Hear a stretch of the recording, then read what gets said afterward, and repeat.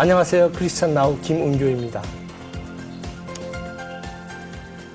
지난 3월 17일 사랑의 교회 오정현 목사 박사학위 논문 표절이 사실임을 당회에서 인정했습니다. 그래서 당회에서 6개월간 자숙기간을 두는 징계를 발표했는데 여러 신문에서 그리고 언론에서 또 트위터와 페이스북에서 그 징계가 너무 약하지 않은가 의견이 분분합니다. 그래서 그에 대해서 오늘 얘기를 나눠보려고 합니다. 그래서 첫 번째는 그 징계에 대한 얘기를 좀 나누고요. 두 번째는 사랑의 교회가 정말 사랑하는 마음으로 사랑의 교회가 어떻게 하면 정말 교회다운 교회 또 이 사회에 계속 공헌해 왔듯이 좀 더 의미 있는 교회가 되려면 어떻게 해야 되겠는가 이런 말씀을 우리가 열린 마음으로 대화를 나눠보려고 합니다. 오늘 논의에 앞서서 오늘 나와주신 분을 소개해 드리려고 합니다. 먼저 그 사랑의 교회 당회에 저희들이 그 사랑의 교회 입장을 대변하실 분을 요청했는데 사랑의 교회 쪽에서는 그 요청을 받아들이지 못했습니다. 그래서 그 사랑의 교회 입장을 대신 말씀해 주실 두 분의 귀한 분을 모셨습니다. 먼저 한국교회 언론의 사무총장 이병대 목사님 그리고 한국기독교 목회자 협의회 상임 총무로 계신 이성구 목사님 오셨습니다. 네, 안녕하십니까. 감사합니다. 반갑습니다. 이쪽에는 우리 그 2080의 상임대표로 계시고 사랑의 교회 협동 선교사로 계신 고직한 선교사님 그리고 뉴스엔조의 김종희 대표님 나와주셨습니다. 감사합니다. 안녕하세요. 예, 오늘 진행 방식을 제가 설명해 드리겠습니다. 이 8분씩 양측에 8분씩 기회를 드리도록 되어 있습니다. 그래서 제가 중간에 4분이 지나면 4분이 남았다고 말씀드릴 것이고요. 또 1분 전에 또 말씀드릴 거고 자 그럼 준비된 화면을 보시면서 어떤 일이 벌어졌는지 우리가 화면으로 확인해 보겠습니다. 복음주의를 대표하는 서울 서초동 사랑의 교회 담임 목사가 박사학위 논문을 표절했다는 의혹이 제기되면서 교계는 물론 사회적으로 큰 파장이 일어났습니다.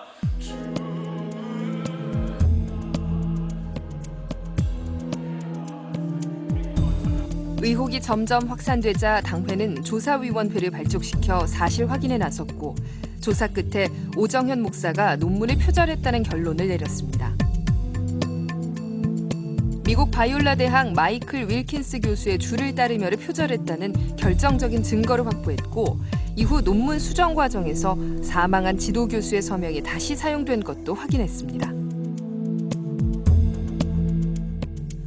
하지만 교회 당회는 스스로 구성했던 조사위원회의 보고서를 공식 보고서로 인정할 수 없다고 했고 오 목사의 거취를 포함한 모든 사안을 다시 검토하기로 했습니다. 그리고 오 목사는 처리를 당회에 일임했습니다. 논문 표절 조사위원회는 보고서를 발표하기 전에 오 목사와 두 차례 접촉을 했었습니다. 조사위원회에 출석한 오 목사는 양심과 명예를 걸고 떳떳하게 본인이 작성한 논문임을 밝힌다며 만약 추후에라도 논문 대필이나 표절 등 그 어떤 부정직한 증거가 나온다면 사랑의 교회 담임 목사직에서 사퇴하겠다고 밝힌 바가 있습니다.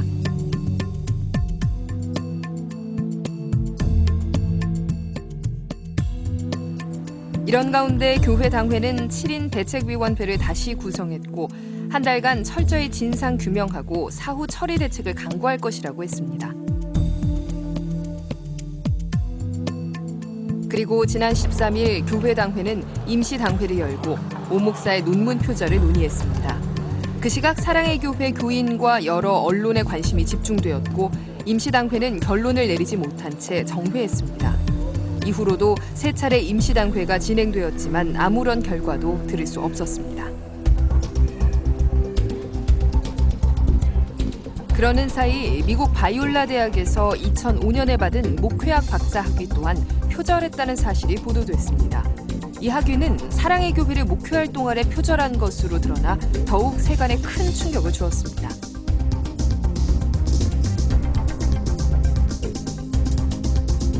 지난 17일 여러 논의 끝에 당회는 최종 입장을 발표했습니다. 오 목사의 논문 표절 의혹이 사실임을 인정했고 오 목사가 표절 시비와 대처 과정에서 적절하지 못한 언행과 처신으로 많은 성도는 물론 한국 교계와 사회에 큰 충격을 줬다면서 오 목사는 포체스투름대 철학박사 학위와 바이올라대 목회학 박사 학위를 내려놓기로 했다고 전했습니다. 서로 남녀간의 교제하는 사랑의 불타는 이와 함께 오 목사가 논문 표절과 관련해 하나님 앞에 전적으로 회개하며 그동안 고통받은 성도들에게 진심으로 사과한다는 입장을 당회에 표명했다고 말했습니다. 당회는 또 오 목사 자발적으로 6개월간의 자숙과 반성의 기회를 갖고 사례의 30%를 받지 않기로 했다고 밝혔습니다. 한편 오정현 목사는 논문 표절이 사실로 드러나면 담임 목사직에서 사퇴하기로 밝힌 바 있어 앞으로 사랑의 교회가 어떤 행보로 가게 될지 귀추가 주목됩니다. 예, 참 안타까운 화면입니다. 이 문제에 대해서 이제 8분씩 자유롭게 대화하는 시간을 갖도록 하겠습니다. 먼저 이병대 목사님께 부탁드리겠습니다. 제가 먼저 말씀드릴까요? 표절에 관해서는 국제 기준이나 국가적 기준이 없죠. 또 대학마다 독자적인 기준에 따라서 행합니다. 또 교육과학기술부 훈령 제260호 연구윤리 확보를 위한 지침에 의하면 제13조 연구 부정행위 검증 주체에 관한 1항이 있습니다. 연구 부정행위에 대한 검증 책임은 연구가 수행될 당시 연구자의 소속 기관에 있다고 말하고 있습니다. 또 14조 연구 부정행위의 검증 원칙에서 1항에서는 연구 부정행위 여부를 입증할 책임은 해당 기관의 조사위원회에 있다고 규정하고 있습니다. 따라서 오늘 오정현 목사님의 학위 논문 대필 또는 표절에 대한 조사는 학위를 수여한 포체푸스트롬 대학 당국만 할 수 있으며 대필 또는 표절 판정도 학위를 수여한 포체푸스트롬 대학 당국에만 있는 것입니다. 자, 두 번째로 사안이 이런데도 백석대학교 김정규 교수님께서는 무책임하게 오정현 목사님의 학위 논문에 대하여 2012년 6월 20일 이전에 페이스북에 대필과 표절을 유추할 수 있는 글을 올리고요. 이것이 인터넷 사이트 하우사랑에게 게재되면서 확산됐죠. 이로 인해서 사랑의 교회 학위 관련 TF팀이 구성돼가지고 조사되자 이에 대해서 사과했고요. 또 이러고서도 그는 자신의 입지가 어려워지자 오정현 목사 학위 논문을 조사해서 표절이라는 결론을 내렸습니다. 그리고 이를 2012년 8월 달에 권현중 장로님과 이동훈 목사님에게 이것을 알렸죠. 자, 세 번째는 이를 받아서 권현중 장로님은 이미 2012년 7월 13일로 임기가 끝났음에도 불구하고 학위 관련 TF팀장이라는 명목으로 표절 사실을 확정하고 오정현 목사님에게 대한 건축 문제로 사인까지 종용하게 이르는 것입니다. 자, 그러나 학위 수여 당국인 포체스투름 대학은 대학의 특별위원회는 2012년 9월에 오정현 목사 학위 논문에 조사를 해서 악의적인 내용이 없다는 결론을 내리고요.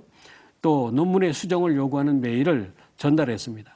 자, 그렇다면 교과부의 연구 윤리 확보를 위한 지침 제13조와 제14조에 따라서 당연은 포체스투름 대학의 판정을 인정하고 모든 논란을 종결시켜야 마땅하다고 생각됩니다. 자, 권현중 장로를 비롯한 일부가 포체스투름 대학의 결과를 받을 수가 없어서 재조사를 요구했습니다. 그렇다면 재조사 결과가 나올 예정인 2013년 5월 9일까지는 당연은 물론이고 그 누구도 함부로 표절이라고 단정적으로 말해서는 안 될 것입니다. 조사의 권위와 객관성, 공정성은 오직 학위를 부여한 포체스투름 대학 당국에만 있습니다. 당위가 서둘러서 표절 판정을 내린 것은 좀 유감인 것 같습니다. 국내 사법부의 판단도 학위 수여 당국이 내린 결과를 일사부재리 원칙을 적용해서 판정 내용을 뒤엎지 않고 있습니다. 존중해주고 있는 것이죠. 따라서 오늘 토론에서 사랑의 교회 오정현 목사의 박사학위 논문 표절에 대한 시비를 벌이는 자체가 교과부의 연구윤리 확보를 위한 지침에 조금 어긋난 것이 아닌가 생각됩니다. 뿐만 아니라 오정현 목사님의 철학박사 학위 논문이 목회학 박사 학위 논문의 자기 표절이라고 하는 일부의 주장도 위법성이 있는 것입니다. 표절에 의혹이 있다는 것과 표절을 했다고 단정짓는 것은 전혀 다른 차원입니다. 더구나 15년 이상 학위 논문을 오늘의 잣대로 규정한다고 하면 한국의 모든 교수들과 목사들 또 정치인들 논문 표절 문제로 심각해질 것입니다. 또 20, 30년 된 학위 논문까지 다 드러내서 조사해 보십시오. 얼마나 혼란스럽겠습니까? 국내에서는요, 논문에 관한 연구 윤리 지침이 목사님. 최초로 만들어진 것은 4분 쓰셨습니다. 고려대학으로 2007년 9월로 교수 임용 시부터 2년 전까지만 조사하게 되어 있습니다. 또 최근 서울대학교 정형외과 교수의 논문 표절로 서울대학교는 조사 기간을 3년 전에서 4년 전으로 소급 적용키로 한 것만으로도 봐도 15년 전 논문을 오늘의 잣대로 끌어내가지고 엄격하게 재단해서 이것을 갖다 몰아붙인다고 하는 것은 좀 합리적이지 않나 이런 생각을 하게 됩니다. 네, 이쪽에 발언권 드리겠습니다. 목사님, 그 포체스트럼 대학교에서 그런 그 논문이 의도적인 표절이 아니다라고 하는 그것이 고성삼 목사라고 하는 부목사가 거기에 로비해가지고 그것이 이번에 대책위원회에서 다 지적을 받고 고성삼 목사가 중징계를 받은 것에 대해서 알고 계십니까? 중징계를 받았다는 그 당의 결론은 제가 봤는데요. 고성삼 목사가 로비를 했다고 하는 법적인 확증이 있습니까? 목사님, 대책위원회에서 그런 것들을 확인했고 제가 거기에 로비했다고 하는 그 포체스트럼 대학교에서의 그 이메일이 권용준 장로에게 보내진 게 있거든요. 네. 그럼 그것을 보이게 되면은 분명히 사과하시겠습니까? 공개적으로? 저도 봤습니다만은 법적으로 로비를 했다고 하는 것과 로비에 그러면은 정황이 있다고 하는 것은 당회의 다릅니다. 대책위원회가 그럼 지금 어떻게 해서 거기에 대해서 징계를 내린다고 생각하십니까? 예? 대책위원회에 7명 가운데 6대1의 비율로 달목사를 옹호하는 사람들이 많습니다. 어떻게 그런 결론이 나온다고 생각하십니까? 저는 어느 개인적인 입장이나 또 누구를 두둔하기 위해서 말씀드리는 것이 아니고 한국교회 언론회 객관적이고 사무총장 맞으신가요? 맞습니다. 예, 교회 언론회라고 하는 것은 정론을 얘기하는 거 아닙니까? 사실에 기초해야 되는 거 아닙니까? 사실에 기초하고 있습니다. 저도 봤습니다. 굉장히 지금 목사님께서는 지금 고 선교사님께서는 네. 법적인 책임을 지실 수 있습니까? 저는 책임지죠, 당연히. 네, 그러니까 로비를 했다는 확인을 되십시오, 그러면. 목사님, 대책위원회에서 그렇게 결론을 냈는데 당회가 임명한 대책위원회인데 그러면 거기에 대해서 어떻게 생각하십니까? 제가 그럼 한 가지 여쭤보겠습니다. 네. 선교사님 어느 외국에 나가서 선교하셨습니까? 뭘 말씀하시는 어느 거예요? 선교 지역에서 선교하신 일이 이게 있으십니까? 뭐랑 관계가 있는 것인가요? 네? 지금 네. 고성삼 목사님의 문제를 가지고 지금 말씀하시는데 네. 지금 외국에서 선교하신 일이 없으신 걸로 저는 알고 있는데. 저는요 선교 한국 대회라고 하는 대회를 만든 사람이고요. 선교 동원가로 사랑의 교회 옥하는 목사님 때부터 학원 선교사로 동원 선교사로 임명받고 지금까지 20여 년 온 사람입니다. 네. 예, 목사님 그 표절, 대필 그런 얘기 하셨는데요. 지금 표절도 일단 심각한 문제고 그거는 이제 학교 당국에서 공식적으로 입장을 발표하겠죠. 포체스트럼이라든지 바이올라든지 다 할 거니까 그거는 일단 기다려 보면 될 것 같고요. 그것이 사실인지 아닌지는. 그런데 우리가 교회가 좀 더 일반 사회적 기준보다는 더 엄격하게 그 잣대를 적용을 해서 저희가 이제 생각해야 된다고 봐요. 그런 점에서 표절도 문제지만 더 큰 문제는 표절 시비 이후에 계속해서 거짓말을 했다는 거거든요. 왜 그러냐면은 이분은 윌킨스 교수한테 허락받았다 얘기했어요. 근데 윌킨스 교수는 오정현 목사가 누군지도 모르고 만나본 적도 없고 그런 거 허락한 적도 없고 그렇게 하는 건 있을 수 없는 일이라고 했거든요. 그러고 나니까 다시 바이올러 청장을 통해서 허락받았다. 이렇게 또 말을 바꾼단 말이죠. 그 다음에 이 디민 논문이 65%가 자기 표절이라고 하는 거. 디민이란 목회학 박사. 목회학 박사학위 네. 논문이 이전에 신학 박사 논문의 65%를 거의 표절을 했단 말이죠. 그것을 들이대니까 그제서야 시인했지 그거 하기 전까지 계속 부인했어요. 표절이든 대필이든 절대 그런 적 없다고. 그리고 교인들 앞에서 거짓 눈물 쇼를 하죠. 눈물을 흘리면서 자기가 사임 압박을 받았다. 근데 사임 압박을 받은 거는 이 권영준 장로가 사임을 압박한 게 아니고 홍정길 목사님이나 이동원 목사님을 오정현 목사님이 찾아갔습니다. 그때 이미 그런 얘기가 나왔던 것이고요. 그리고 그런데 거기다가 대고 마치 사임 압박을 받아가지고 그렇게 할 수 없이 한 것처럼 그렇게 한 거는 그건 거짓이죠. 마지막으로 표절 증거가 나오면은 자기가 이 자리를 그만두겠다고 했거든요. 그럼 목사님 말씀대로 그럼 학교 당국 좋습니다. 학교 당국에서 표절이라고 하는 증거가 나왔다고 하면은 그때는 그야말로 사임해야 되겠죠. 어떻게 생각하십니까? 그 네, 부분은? 거기에 대해서 제가 좀 말씀드릴까요? 이미 오정현 목사님은 자기 자신의 거취를 당회에 던져버렸습니다. 약속대로. 그리고 당회에서는 최종 결정으로 제가 알기로는 제가 정확히 기억하고 있는지 모르겠습니다만 17대 29로 당회장 목사님의 거취 문제는 부결된 걸로 제가 알고 있습니다. 그렇다면 거기에 말을 바꿨다는 교회적으로 오정현 목사님의 당회장권과 단임권을 인정한 것입니다. 오정현 목사님이 이미 자기 자신을 던졌고 교회에서는 다시 신임한 것이죠. 일단은 사직서를 내고 나서 오정현 목사님을 일켄스 교수가 모른다고 그랬다는데 제가 알기로는 제가 취재한 바로는 오정현 목사님 이성구 목사님 발언이 전혀 시간이 안 될 것 같은데요. 저 2분밖에 안 남았는데 좀 제가 바꿔주시면 양보하겠습니다. 1분 50초밖에 없습니다. 네. 이성구 목사님. 우리가 이 지금 오종현 목사님에 대한 처리를 너무 솜방망이처럼 했지 않았냐 뭐 그런 비판에 대한 이야기를 지금 네, 그렇죠. 하고 있잖아요. 예. 우리가 사실은 남에 대해서는 굉장히 가혹하고 자기에 대해서는 너무 너그러운 게 문제입니다. 뭐 누구 상관없이.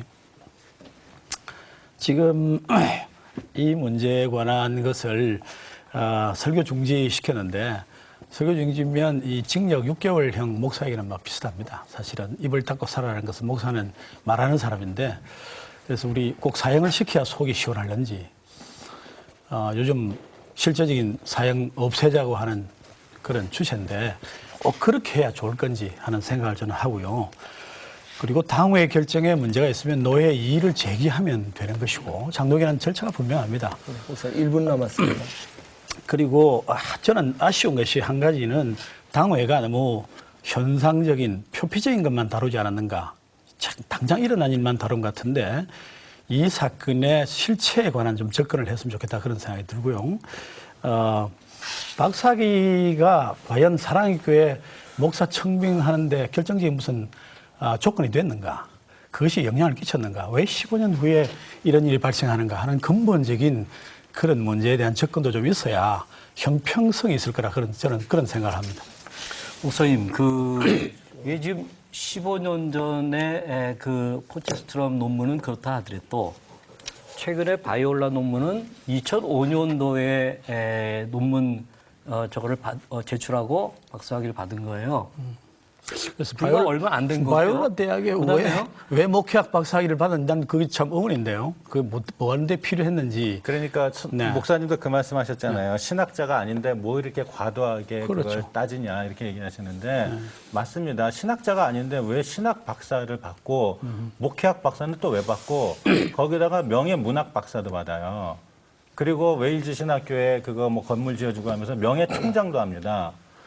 그러니까 이걸 뭐라고 봐야 될까요? 이게 제자 훈련하는데 도대체 뭐가 필요할까요? 그냥 자기 명예 욕을 채우기 위해서 욕망을 충족시키기 위해서 이런 것들을 해온 거죠. 나쁘게 보면 그래 볼 수도 있을 건데 네. 어쩌면 또 그런 대학들이 요즘 대학이 다 상업 마케팅을 하니까 대학에서 또 그런 학위를 주면서 또 뭐 이래저런 또 그런 요구를 했을 목사님, 가능성도 저는 있습니다. 목사님께서 한국목회자협의회의 상임총무라고 하는 사실이 네. 굉장히 정말 회의적입니다. 얼마 전에 네. 한국교회 목회자 윤리선언을 주도하셨잖아요. 거기에 서두에 나오는 말이 뭡니까? 그래 그 말 제가 모르는 말 아니고 그거 막 이야기하실 필요 없고요. 한국 그게 교회가 제가 당면한 모든 위기는 아니 이게 뭐 표절이 목회자의 거룩성 상실에 있다라고 목사님 말씀하셨어요. 아니, 그렇게 표절을 제가 네. 무슨 잘했다고 하는 건 아니고 표절이 문제가 없다는 말도 목사님, 아니고 목사님, 저도 학위 여기는 논문을 이제 쓴 사람입니다. 근데 예, 그런 말은 8분이 아니고 목사님 8분이 다 돼서 그 발언권은 이제 그 여기는 내면의 문제가 더 문제라 이런 이야기. 목사님이 8분 다 쓰셨습니다. 이제 잠깐만요. 제가 중지하겠습니다. 좀 뜨거운 것 같아요. 뜨거운 것 같아서 제가 중간에 좀 이렇게 웃어봅니다. 그래서 여기 8분을 다 쓰셔서 이따가 못하신 말씀을 다음 기회에 이렇게 차분하게 말씀하시는 게 좋을 것 같습니다. 그리고 여기는 이쪽은 이제 3분을 쓰실 수 있습니다. 그래서 차분하게 두 분이서 3분을 말씀하시면 되겠습니다. 그다음에 제가 우리 이병대 목사님한테 여쭙습니다. 한국교회 언론회의 사무총장을 12년 동안 하셨죠. 네, 제가 지금 대답할 시간이 없기 때문에 네네, 이따가 넘겨가지 마시죠. 답변하시면 돼요. 그다음에 이따가 답변하시고요. 사랑의 교회가 거기에 대해서 이 후원합니까 안 합니까? 대답할 시간이 없기 때문에 공개하지 말라고 그랬습니다. 예, 예. 아니 사랑의 교회 문제만 제 가지고 시간을 합시다. 쓰시는 겁니다. 그다음에 한국교회 언론회의 이사 가운데 오정현 목사님의 동생인 오정원 목사가 이사이시죠. 맞습니까? 아닙니까? 이사 아닙니다. 아, 아닙니까? 문화성교비 지원 교회입니다. 아, 예. 그러면은 홈페이지에 있는 거 다 내리시기 바랍니다. 그리고 문화성교비를 지원한다고 그랬죠. 목사님이 지금 말씀하신 거에는 굉장히 저희들이 의혹이 많습니다.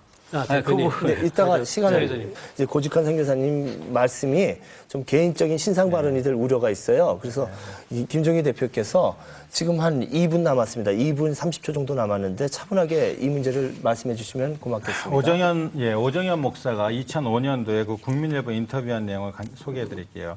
20여 년간 미국 생활을 하면서 가장 크게 배운 것이 정직해야 된다는 것입니다. 지금 한국 사회는 마치 양심에 화인 맞은 것처럼 그렇게 부정직을 용인하고 있습니다. 정직하지 못한 가운데 우리가 이룬 모든 업적이 무슨 소용이 있겠는가.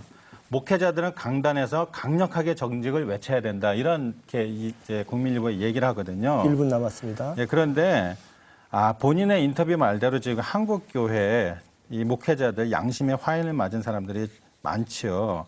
그래서 강단에서 정직을 외칠 게 아니고 정직하게 살아야 됩니다. 저는 이번 당의 결정과 상관없이 두 가지를 얘기하고 싶은데요. 첫째로는 당사자가 정직하고 진실하게 모든 것을 고백해야 된다고 생각합니다. 진위 여부와 상관없이 책임을 통감한다 이런 교묘한 말은 하면 안 되고요. 정직하게 있는 그대로 말해야 되고 또 드러난 것만 얘기할 게 아니고 아직 드러나지 않은 거짓말이 몇 가지가 있죠. 그것까지 다 고백을 했으면 좋겠어요. 계속해서 숨기면은 저희가 또 드러날 겁니다. 15초 두 번째로는 남았습니다. 그에 합당한 책임을 져야 됩니다. 자진 반납했다 이런 방식은 비겁한 것이고요. 본인이 말한 대로 그는 책임 있는 행동을 하는 것이 필요하다고 생각합니다. 그렇게 하지 않으면 건물은 화려하게 지을지 몰라도 정리해 하나님 나라는 주시고요. 무너지는 것이죠. 네, 고맙습니다. 이런 와중에 이 논문 표절 사건 와중에 돌아가신 옥하는 목사님의 편지가 공개되면서 또 문제가 되고 있습니다. 그 파장이 다시 일어나고 있는데 그 문제에 대해서 영상을 보고 다시 대화 나눠보겠습니다. 그 말씀의 의미를 깨달을수록 오정현 목사의 논문 표절 사태로 인해 과거 고 옥하는 목사의 목회 방향과 오 목사 자질에 대한 옥 목사의 고뇌가 담긴 편지에 관심이 모아지고 있습니다. 고 옥하는 목사가 지난 2008년 6월에 작성한 편지에는 오 목사를 초빙한 이유가 제자 훈련 목회 철학으로 무장한 지도자이며 인간적인 야심을 비전으로 포장하거나 대형 교회의 힘을 남용 또는 오용하지 않을 것이라는 확신 때문이었다고 했습니다.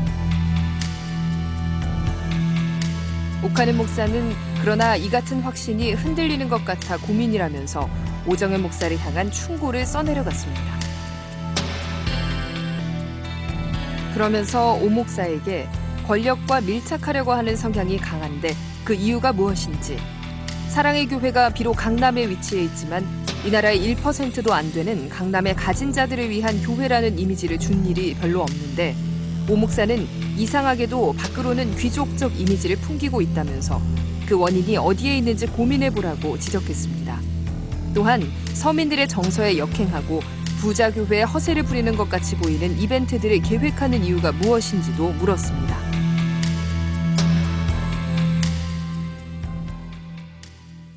이렇게 편지가 공개되면서 고인이 꿈꾸었던 사랑의 교회의 모습에 관심이 모아졌습니다. 고 옥하는 목사는 교회 건물보다 성도들의 제자화를 간절히 원했습니다. 그리고 무엇보다 교회의 세속화를 경계했습니다. 때문에 그의 설교는 축복과 평안처럼 성도들이 듣고 싶어하는 내용이 아닌 들어야만 하는 날선 메시지였습니다. 겉모양은 요란하지만 내면은 죄악이 쌓여있는 이 한국교회는 주여 불쌍히 여기시고 성령을 부어주시되 통회하고 자복하는 영을 부어주셔서 이 한국교회를 깨끗하게 해주옵소서. 깨끗하게 하옵소서. 깨끗하게 하옵소서. 결코 동의할 수도 그렇다고 드러내놓고 반대할 수도 없었던 새 예배당 건축. 아마도 이때부터 고인은 자신의 후임으로 오 목사를 선정한 것을 후회하는 마음이 들기 시작했던 것 같습니다. 꼼짝달싹 못하게 돼버렸어요. 그런데도 위대한 우리 오정현 목사님이 칼을 뺐죠.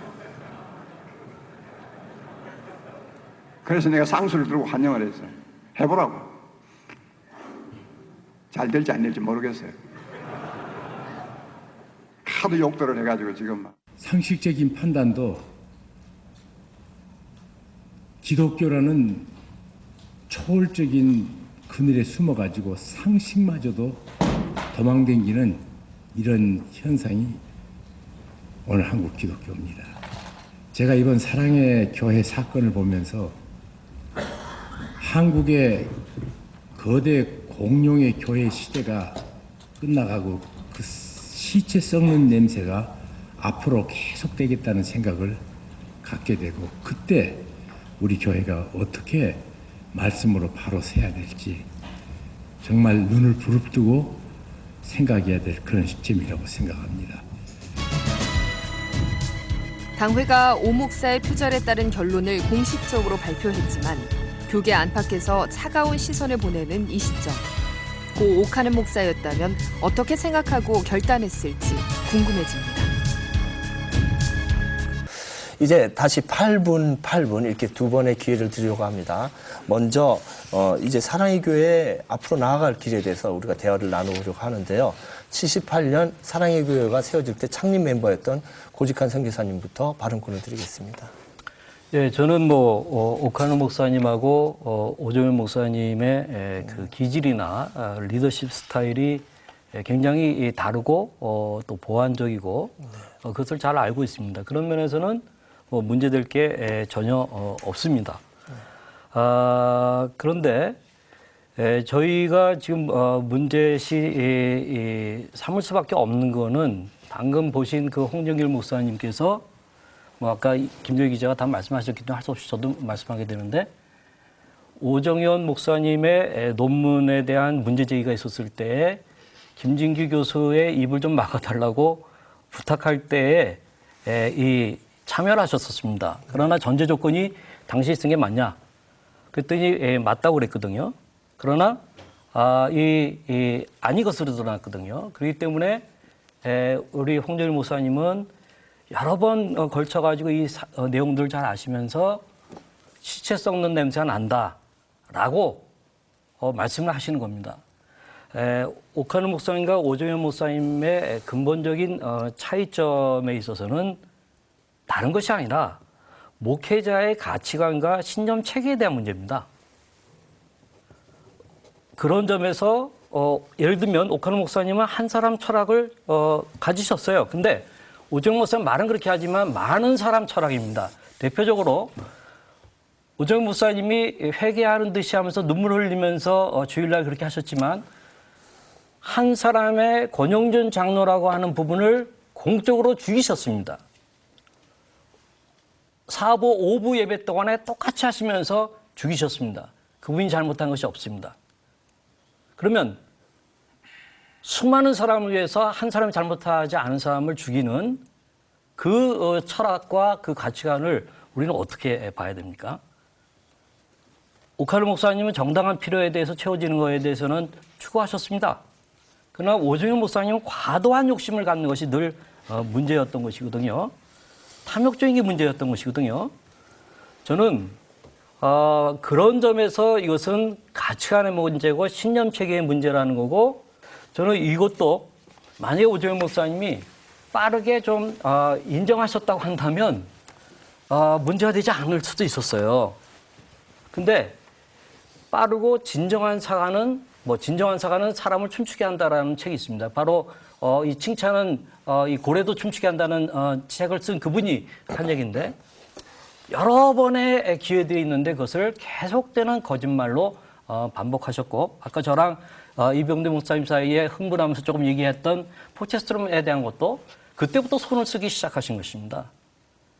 이러한 계속되는 그 거짓말들을 가지고 일하고 있는 목사님이 지금 겉으로 회개한다, 사과한다, 거기에 대해서는 너무나도 받아들이기 힘든 것이 많은 사람들의 여론이라는 건 그것을 좀 말씀드리고 싶습니다.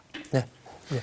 이 편지 공개를 통해서 옥 목사님과 오정현 목사의 목회 철학이나 가치 체계가 달라졌다는 다른 것이 이제 분명해졌다 뭐 그런 표현인데 뭐 그럴 수 있을 거라고 저는 생각합니다. 근데 문제는 왜 그런 편지를 그 시점에 공개를 하느냐 하는 거거든요.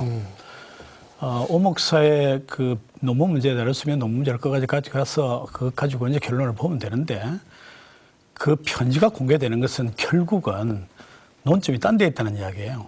그 논문이 이게 방편이라는 이야기입니다. 그 말은 결국 누군가가 집요하게 오정현 목사가 결점이 어디 있는가를 찾고 그것을 걸고 지금 넘어질 수 있는 어떤 거리를 계속해서 집요하게 추구했다는 이야기예요. 그러면서 그것이 공방이 계속되니까 결국은 하고 싶은 말을 꺼낸 거다. 저는 그런 생각을 합니다. 그래서 편지는 개인이 발송한 것은 그거는 편지를 쓴 사람이 쓸 때는 자기 편지지만은 편지가 발송되면 받은 사람 것 아니에요? 받은 사람에게 주어진 거니까. 아들이라고 해서 그 함부로 공개할 수 있는 거라고 저는 생각지 않습니다. 편지를 공개하면 사신이기 때문에 두 사람의 사이면 두 사람이 동의해서 공개를 하든지 권한을 위임을 받았든지 무슨 수가 있어야 되는데 왜 이 논문 논의가 하고 있는데 그게 왜 편지가 공개되느냐 하는 거거든요. 그래서 그 동기 자체가 결국 논문 문제에 관한 것도 의심을 하게 한다 이 말입니다. 저를 보고 뭐 공격을 하시고 뭐 윤리를 선언을 하신 분이 왜 그러냐 그러는데 제가 표절이 옳다거나 잘했다거나 그런 말 하는 거 아닙니다. 그건 이미 뭐 삼척동다도 안 한 일이니까 그런 문제보다도 그 이면의 문제가 저는 더 문제라고 생각하거든요. 그러면 철학의 문제가 있다고 하면 그것은 공개적으로 사랑의 교회 당회가 혹은 교회 전체가 정말 이렇게 하는 게 좋은 것이 어떤 것인지 한번 논의를 해볼 문제고 사랑의 교회처럼 그 지식인도 많고 생각하는 사람이 많은 교회가 그걸 정당한 절차를 거쳐서 못하느냐는 거잖아요. 근데 지금까지 당회가 그걸 하면서 건축하는 것도 인정했고 해서 다 온 것 아니에요? 그런데 그걸 기어이 그런 식으로 무너뜨리려 하느냐 하는 게 저는 문제라고 생각하고요. 결국은 옥 목사님과 오정현 목사 사이를 완전히 갈라놓게 만들어서 완전히 패거리 싸움 시키듯이 그래 나가는 거거든요. 아주 좋지 못한 것입니다. 저는 이 방법도 목적이 선하다면 방법도 매우 선해야 되고 그것이 모든 사람에게 도의가 잘 일어날 수 있어야 하는 것인데 왜 이 문제의 시작을 당회에 하는 것도 모든 시작을 왜 옥하는 목사님의 아들이 진행하느냐는 거예요. 왜 이러느냐는 것입니다. 결국은 오늘 한국교회 가장 문제 중에 하나가 원로 목사와 담임 목사의 후임 목사의 관계 문제입니다. 그게 큰 문제가 되어 있잖아요. 그래서 이게 해보니까 안 되니까 아들에게 물려주는 길이 제일 문제를 없애는 길이다. 저는 생각해요. 그게 결코 그냥 나온 문제가 아니고 제가 시에서 반대 운동도 많이 해보고 했지만은 결국은 그런 문제가 있습니다. 문제가 계속 생기니까요. 그런데 지금은 이제 원로 목사님 가고 나니까 아들이 원로 목사를 대신하는 듯한 이런 현상이 발생했습니다. 그렇죠. 왜 옥 목사님의 아들은 왜 사랑의 교회 주변에 얼쩡거리나요? 그가 교회 떠나야 됩니다. 원로 목사가 떠나면 그도 떠나야 돼요.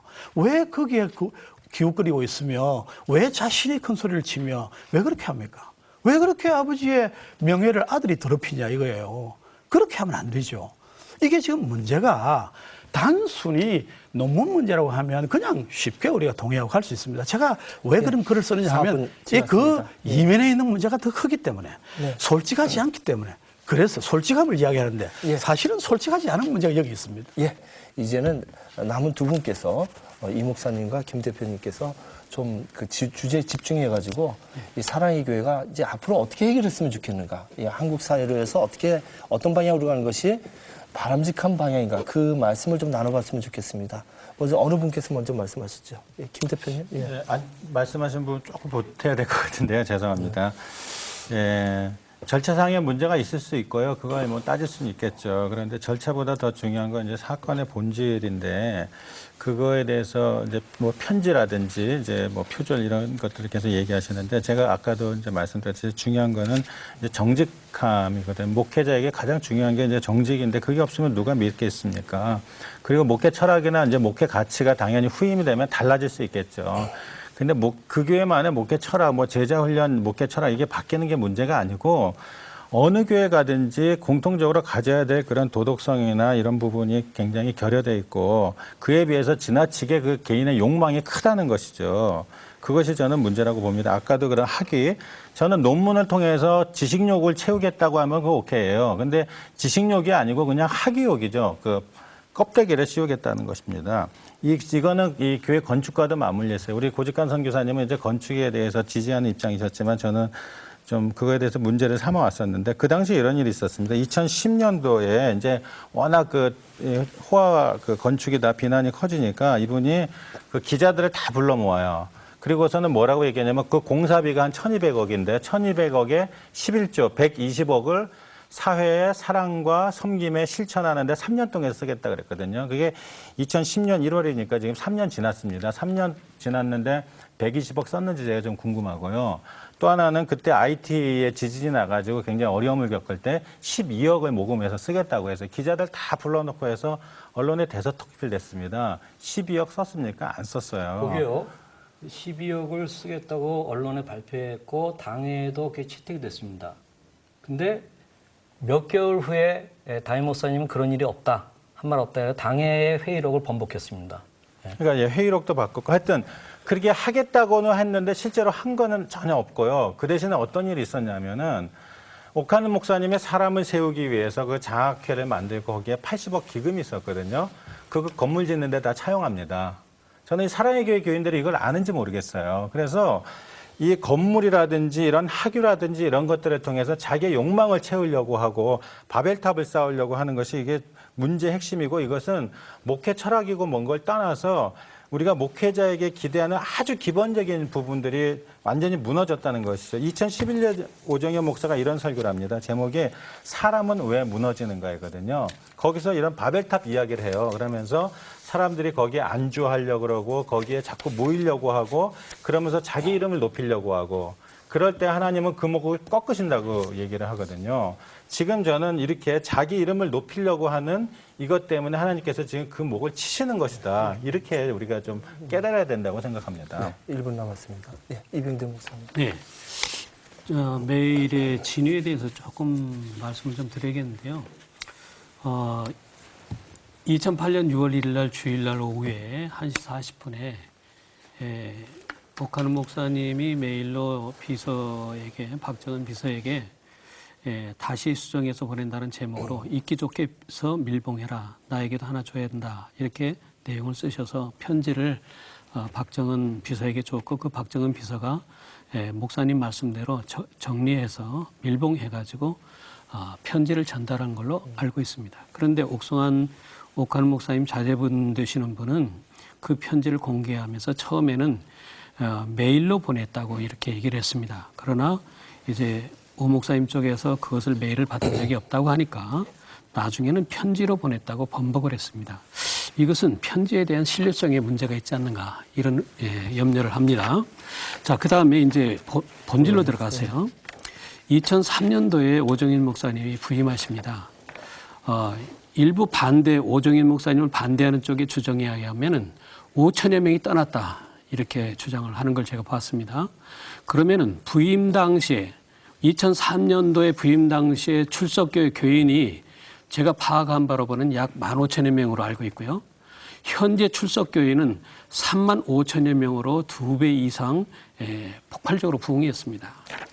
자, 그러면 숫자만 가지고 얘기하냐고 하겠지만 객관적인 데이터가 없기 때문에 객관적인 통계에서 보면은 여러 사람의 그 오정인 목사님 부임에 반대에도 불구하고 옥하는 목사님을 후임으로 선정했던 것은 성공했다. 저는 이렇게 보고요. 자, 일부에서는 오정인 목사님의 설교가 영성이 떨어진다고 많은 비난을 내는 걸 보았습니다. 자, 그런데 제가 조사한 바에 의하면 새신자반에서 새신자들을 등록 이유를 조사한 바에 의하면은 첫째는 오정현 목사님의 설교가 좋아서다. 이게 주였고요. 둘째는 1년에 2차례씩 걸쳐 시행하는 특별 새벽 기도회가 너무 좋았다는 것이다라고 얘기하는 것입니다. 녹음하지 마십시오. 네 번째로는 옥하는 목사님의 목회 방향과 오정현 목사님의 목회가 다른 것은 목사가 바뀌었기 때문에 당연한 것입니다. 그런데 제자 훈련 문제뿐만 아니라 목회 방향까지도 인터넷에 보니까 문제가 되는 것들이 많이 제기를 하고 있어요. 그렇다면은 세상에 원로 목사님이 다시 살아나오셔서 사랑의 교회를 목회를 하셔야지 그 어느 목사님이 오셔가지고 목회를 할 수 있겠습니까? 충현교회를 보십시오. 김창인 목사님이 한국에서 내노라 하는 유명한 신학자 목사님들 연거푸 2분을 초빙에다가 하셨지만 다 내보내셨습니다. 그리고 나중에 아들을 이제 부임케 하셨지 않습니까? 그런데 김창희 목사님은 세상 떠나시기 직전에 실패했다고 말씀하셨습니다. 자, 그렇다라고 하면 우리 이성국 목사님께서 말씀하셨는데 이러한 문제들이 한국에서 교회를 어렵게 하고 있다. 저는 그렇게 말씀드리고 싶습니다. 네. 옥성호 집사, 그 옥하는 목사님의 아들 되는 옥성호 집사의 교회에 그 참여하게 된 그거에 대해서는 저도 비판적입니다. 반대합니다. 거기에 대해서는 저도 적합하다고 생각하지 않습니다. 여러 가지 이유는 있겠죠. 이해갈 만한 이유는 또 있습니다. 그거하고 지금 오정현 목사님을 통해서 일어나고 있는 문제의 본질하고 무슨 관계입니까? 예를 들면 그 문제의 본질은 그대로 있는 거 아닙니까? 그리고 옥하는 목사님이 편지를 안 쓰셨어도 알 만큼 알 만한 사람들은 다 알고 그것이 퍼져가고 있는 중에 있거든요. 30초 남았습니다. 그 점에 있어서 그리고 한 가지 지금 옥하는 목사님과 오정현 목사님 신고 무슨 갈등 그 프레임 속에서 자꾸 얘기하시려고 하시는데 이번에 조사위원장이었던 권영준 장로님은 오정현 목사님이 발굴해서 세우신 장로님입니다. 그리고 김진규 교수 그분은 오정현 목사님의 난가주 사랑의 교회의 부목사였습니다. 그렇기 때문에 그 안에 있는 그분들의 사람 가운데서 썩은 사과의 냄새가 나기 때문에 썩었다고 얘기하는 겁니다. 네, 여기까지 하겠습니다. 예. 네, 여기 20초 말씀하시죠. 제가 문제가 없다고 말하는 건 아니고 예. 그 사람들은 다 자기 진솔한 입장에서 사는데 그것도 어떤 틀에 의해서 움직이는 것 같다. 이건 제가 밖에서 볼 때 절대 그렇게 예사로 보이지 않는다는 거죠. 이게 적어도 사랑의 교회 당회 정도고 그렇게 훈련받은 분들이면 당회에서 목회 방향이나 목사에 관한 문제가 있으면 충분히 논의하고 예. 내부에서 충분히 소화돼야 그게 매우 정상인데 왜 이런 식으로 가느냐 하는 그걸 저는 이야기를 하는 겁니다. 우리가 예. 이런 식으로 장로교회가 가서는 안 된다는 거죠. 그거에 대해서 저도 동의합니다. 고직한 선생님. 예, 감사합니다. 절차상 하자가 하나도 없거든요. 예. 네. 뭐, 이 짧은 시간에 다 대화할 수 네. 없는 많은 이야기들이 있는 것 같습니다. 이제 마지막으로 이제 30초씩 드려서, 다 말씀 못 하신 얘기를 30초에 가장 움직여 해가지고 요약해서 너무 짧은 시간이죠. 그래서 이 사랑교회 성도들에게 한 말씀 해주시면 어떨까 하는 생각이 좀 듭니다. 성도들과 아니면 한국 교회에 바라는 내용들, 한국 사회에 바라는 내용, 이 세 가지. 사랑의 교회 성도들이나 한국 교회나 한국 사회에 이 일로 인해서 어떤 좀 좋은 긍정적인 파장이 있었으면 좋겠다. 이런 얘기도 좋고요. 자, 이제 이병대 목사님부터 모시겠습니다. 네, 제가 조금 열을 내서 죄송하고요. 전도서 7장 16절 말씀으로 제가 좀 마무리를 하려고 합니다. 지나치게 의인이 되지 말며 지나치게 지혜자가 되지 말라. 어찌하여 스스로 패망하겠느냐고 말씀하고 있습니다. 교회 안에서는 자기 의에 빠져서 남을 정죄하고 판단하는 바리새인이 되지 말고 예수님께서 간음의 현장에서 붙들려온 여인을 용서해 주시고 나도 너를 정죄치 않겠다고 말씀하신 것처럼 서로가 사랑으로 감싸주고 허물을 덮어주고 위에서 기도해주고 붙들어주는 것이 하나님의 기뻐하시는 뜻인 줄 믿습니다. 우물을 메우려고 달려드는 자는 실패합니다. 그러나 우물을 파는 자는 성공합니다. 예, 감사합니다. 자, 고직한 선교사님. 예. 오래전에 유승준이라고 하는 국민 가수가 있었습니다. 그 친구가 이 군대에 갈 것이다라고 하는 얘기를 했다가 그것이 나중에 이제 번복되는 일이 일어났기 때문에 국내에 들어오지도 못하고 있습니다. 연예인들에게 높은 윤리 수준을 요구하지 않습니다. 자신이 한 말을 번복하고 계속해서 거짓말을 일삼는 것이 문제인 것입니다.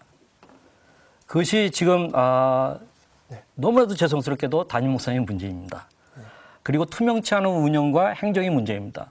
지금 장로님들 가운데 제대로 담임 목사님의 월급이 얼마인지를 아는 분이 없어요. 예, 이 정도로 폐쇄적으로 운영하고 있습니다. 예, 감사합니다. 자, 이성구 목사님 부탁드리겠습니다. 우리 30초. 모두에게 솔직함이 가장 문제인 것 같습니다. 그저 하나님 앞에 다 솔직하게 살면 훨씬 쉬울 건데 오 목사님이나 또 비판하는 사람이나 둘 다 별로 솔직하지 못한 것 같아서 문제고요.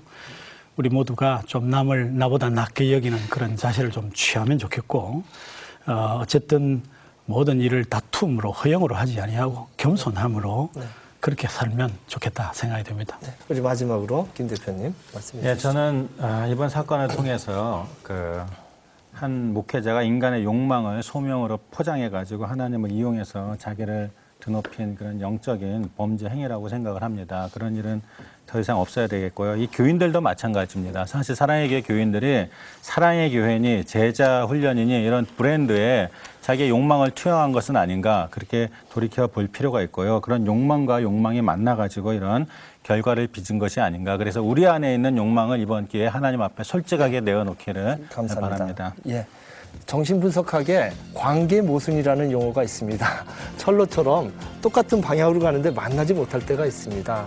저는 이 네 분의 말씀을 정말 똑같은 방향으로 한국 교회와 사랑의 교회와 정말 오정윤 목사님을 또 사랑하고 그 가족과 한국 사회를 사랑하는 마음에서 토론했다고 생각됩니다. 여러분 넓게 받아주시고 우리가 또 우리 한국 교회 위해서 사랑의 교회에서 한국 사회에서 애썼으면 좋겠습니다. 오늘 여기까지 하겠습니다. 다음 시간에 여러분들도 환히 웃고 좀 더 나은 우리 사회 한국 교회 위해서 여러분 다시 뵙겠습니다. 감사합니다. 목사님 감사합니다. 감사합니다. 수고하셨습니다. 얘기하다 보면 이렇게 이런 일이 생깁니다. 흥분들 하시죠. 감사합니다. 감사합니다.